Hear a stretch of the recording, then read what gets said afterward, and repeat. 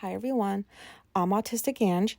This is a podcast for adults who recently found out that they're autistic and are looking for other autistic people like them to relate to.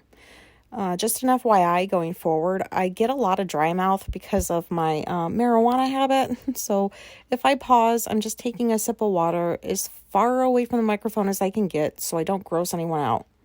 So sorry in advance. Today, I'm going to talk about anxiety Ange. And speaking of anxiety, I'm still getting used to talking into a phone, but it is getting a little bit easier, I guess. If you're listening in order, which if you're autistic, you probably are, and you made it to the 5th episode, thanks for sticking with me. Let's see. So I'm an anxious person, not a person who has anxiety. Just like I'm autistic, not a person with autism. I don't think a day goes by where I don't experience some level of anxiety. I'd like to think this is like built into autism processing or whatever, but I'm not sure. And I don't know the stats for their pervasiveness of anxiety in autistic people, but I'll just share how it affects me. Okay, so I was an anxious kid. My mother was always like super anxious, so that wasn't too helpful because I learned to be afraid of pretty much everything. I was just an awkward and anxious kid who had a few friends, but I was mostly bullied. School was just dreadful. Like, I didn't want to eat lunch in the cafeteria with 1,000 kids screaming and slurping and gulping from their little milk boxes. I didn't like being called on in class and put on the spot. I didn't like doing group work.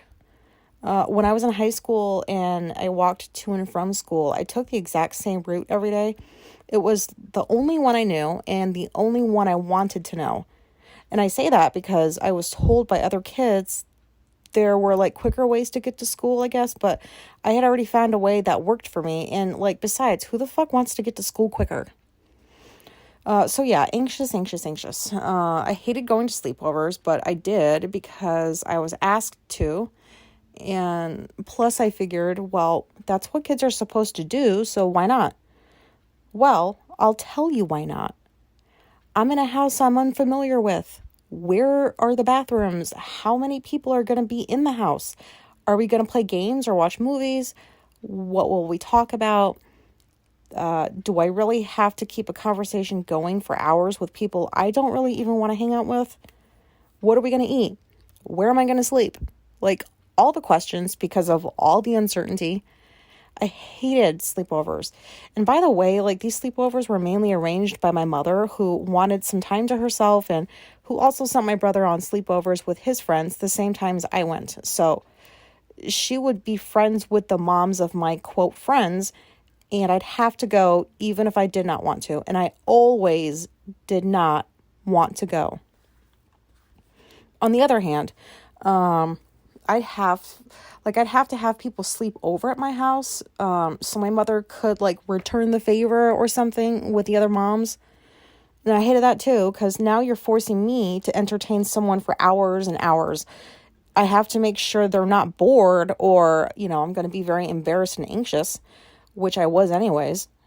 I had one of those day beds that have a pull out. So there was a bed for them, but it was too close to my bed, and I didn't like that. I couldn't sleep well with the snoring and just the presence of another human in my space. I did not know as a kid that I was introverted or autistic, because that's a pretty important one. And I did not understand why I had to hang out with people when I didn't want to. And then there was the awkward, like, when do I leave part of the sleepover? I tried to always leave after breakfast the next day because, like, that's it, I'm done. And that was, like, usually easy enough because I had just been at someone's house for hours. So, of course, I'm going to leave now. Childhood was, like, nightmarish in a lot of ways. I'll just leave it at that for now. Oh, hold on, I need some water. Okay. Driving. Let's talk about that. Driving somewhere new is always anxiety producing. I'm the kind of person that finds one way to get somewhere, one way to get back, and those are the only ways I'm going until they're blocked off for road work or something, in which case I'll use my handy dandy Google Maps, aka Betty. It's really blowjob Betty, but whatever. And she'll hopefully tell me where to go. I'll continue to use Betty even after I already know how to get to and from the place until I feel like 100% confident that I'm not going to get lost, because I get lost a lot. Oh, I need more water. All the dry thumb. Oh, sorry about that. So here's an embarrassing one. I was never taught how to pump gas as a teenager. So after a few months of being in the military, I get my first car, and then I wait until the car is about to run out of gas before I ask a friend to come to the gas station with me and show me how to pump gas. And she was like, "Really?" "Yes, really." I was 19. I did not know how to put gas in a car. Ugh. I don't like going to the VA. The VA is like, for veterans. So I don't like going there for doctor appointments because it's in the city. I live in New York, by the way. I never grew up with like city driving, so it freaks me out. Since I know I'm autistic now, I've accepted this aspect and I don't feel bad about it anymore. So now I know I can ask my wife to take me to my appointments, and that's okay. I should also probably say that I'm going to mention my wife a lot. So sorry if you get tired of me talking about her. She's not my everything person. Like, I'm very self-sufficient. I've lived on my own with no problems, but she is unusually patient with me because, like, I'm very high maintenance. But, like, aren't all of us autistics high maintenance, I think, maybe? But whenever we go somewhere together, she always drives because she doesn't mind it, and I would just get too anxious. I just think it's weird that I'm an adult and I need another adult to take me to some of my appointments, practice driving to and from the appointments with me, so I'll know how to get there and get back. Like, it's just ridiculous. Oh, the phone. I will do everything I can at all costs not to call someone, like a business, for example. I'll either go in person because that's somehow easier to do, or I'll scour their website looking for an email, or like that live chat box thing that pops up so that people can like instantly help you. I don't mind that. I also never answer my phone unless it's someone I know well, or if I'm expecting a call. Otherwise, I won't answer it because no thank you. When I used to have a regular job and I went on vacations, you know how like you have to leave that voicemail so people call, when they call, they'll know you're not there, but they'll know when you come back. I'd have to write down exactly what I wanted to say so I remember everything I needed to. And plus, it's because I have communication difficulties, which I've mentioned before. So I'll just save all that for another episode. More water. Hold on. I know I said I would pause, but whatever. Okay, so people come into the door. Don't come over unless I know ahead of time that you're coming over. I just won't answer. I'll turn down the music or like the TV if I have that on, because maybe they won't know I'm home, even though, they can see my car in the driveway, but whatever. Like, I could be out with somebody. And then garbage cans, when I have to bring those down to the side of the road once a week, I will glance outside first, because if there's people close enough to say something to me, I will wait until they're gone. I don't care if it's 10 o'clock at night. If it's 10 o'clock and nobody's out there, great. Sorry, I did that again. It's annoying. My neighbors are nice and all, but like, I do not want to be friends with most of them. Let's see. I feel like almost every part of my life involves some aspect of anxiety. If I hear a loud bang while I'm in the shower, I assume my wife fell and died. If I hear her cough, she's choking to death, and what if I don't get to her in time?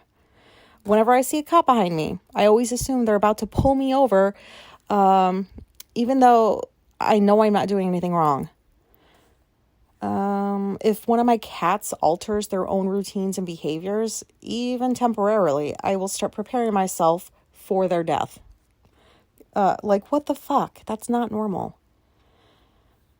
And I have to think very carefully and reread what I'm about to text someone just to make sure I'm not sounding rude. So I can't tell if I'm an anxious person because of how I grew up, because I'm autistic, or if it's a combination of both. I mean, I've been in therapy for years. I used to be a counselor. I worked with clients on their anxiety issues. So I know all the things to do. I've tried doing them. I've tried consistently doing them. And, the anxiety doesn't go away.